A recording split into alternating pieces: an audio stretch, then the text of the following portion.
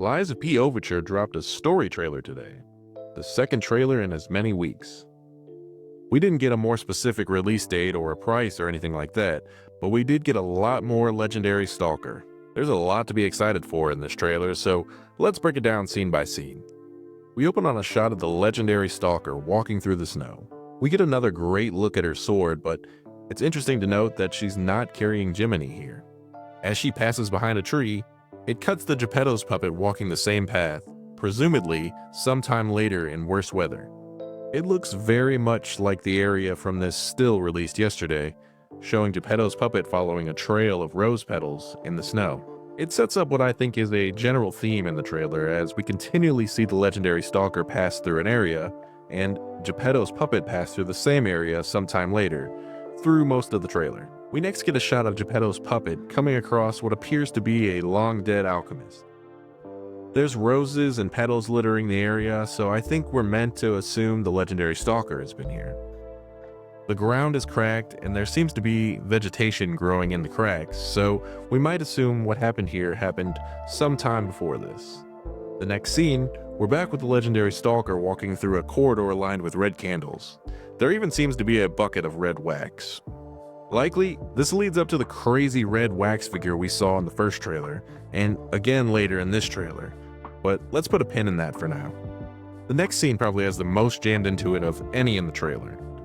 Let's start with the most obvious. Broken blade with the blood still dripping off of it is the blade from Romeo the Puppet King's scythe. While I think we'll be too late to see a living Carlo in the past, this may be a sign we're going far enough back to see a living Romeo, or at least a pre-frenzy puppet Romeo. You can see puppet parts hanging up over here, so this is clearly someone's workshop. Romeo's broken weapon in a workshop kinda gives the implication that this might be where Geppetto made him into a puppet. On the other hand, there is what looks like a giant bird cage over here and a familiar looking gold mask. It very much looks like the face of the flying puppet from the first trailer. Could this be the Mystery Lady's workshop? And could Romeo have some ties to this woman? Either way, I think Romeo fans will be happy because I think this means we're at the very least, getting more Romeo lore. We get a quick shot of Geppetto's puppet picking up a rose in front of what appears to be another alchemist corpse.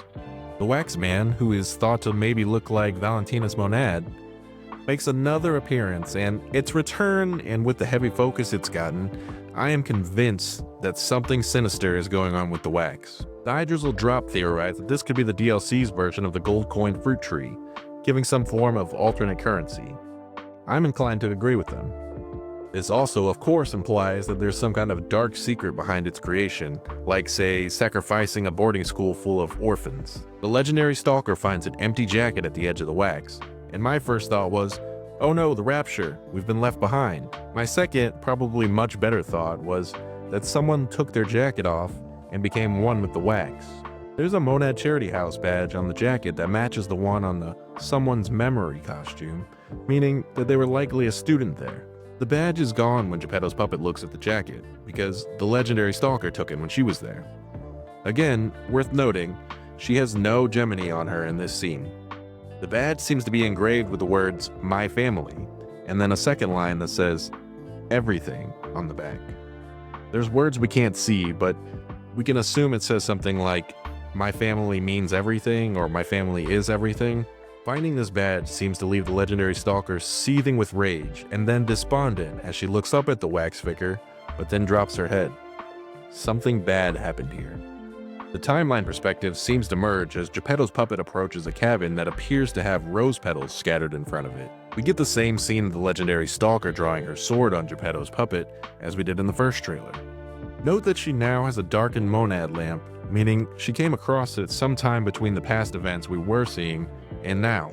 The scene is extended this time, and we get to see Geppetto's puppet's reaction.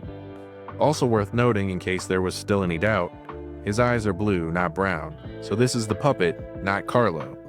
Geppetto's puppet is traveling through time. We're not playing as Carlo in the past. He shows her a silver locket with blood on it. It's engraved with roses, implying it has some sort of connection to her. We cut into the Legendary Stalker struggling against someone with a big sword that is serrated on one edge and smooth on the other. That someone is holding what appears to be a shotl, with a couple of extra points near the end in their other hand. I'm just gonna come out and say it. I think the person that she's fighting is Gemini. Gemini is confined to the monad lamp now, but in the base game, it is heavily implied that he had a more functional body before. In the Black Sea beach memory scenes, there's this one scene where the Legendary Stalker asks Gemini to get rid of Carlo and Romeo when they start to bug her about training them. That would be an insane thing to ask a lamp tied to your hip. The Legendary Stalker has also been shown to carry Gemini at times, and her fighting style is referred to as the path of the cricket. They definitely have a connection. But why do I think this is Gemini? First, the design of the serrated sword is oddly reminiscent of a cricket's leg. Next, we can get an okay look at their chest here, and they appear to be wearing this yellowish, greenish scaled armor that looks an awful lot like a cricket's belly. And the small blurry look we get at part of their mask could definitely pass as being cricket-like. It's hard to tell if the Legendary Stalker is carrying a monad lamp in this fight, but I'm thinking she's not. I think this fight is how Gemini ends up getting put in the lamp. We get to see a tandem attack with the Legendary Stalker, further cementing the idea that we'll be able to call upon NPCs like her and Alidoro. It remains to be seen what exactly that entails, but I'm guessing it'll be a lot like Final Fantasy version of summons, where you can call on them to do a special attack. Finally, we end on the Legendary Stalker and Geppetto's puppet approaching what is very likely the Monad Charity House, aka the Rose Estate, as the giant M above the gate would imply. Both with a lit monad lamp on their hip. The Monad Charity House is a boarding school that teaches kids to be a stalker, workshop technician, or an alchemist. It's mentioned several times in the base game, but we never got to go there despite it being the setting of a major plot event in the past. The Rose Estate incident. As many had been hoping, we seem to finally be going there in the DLC and getting a chance to uncover its mysteries.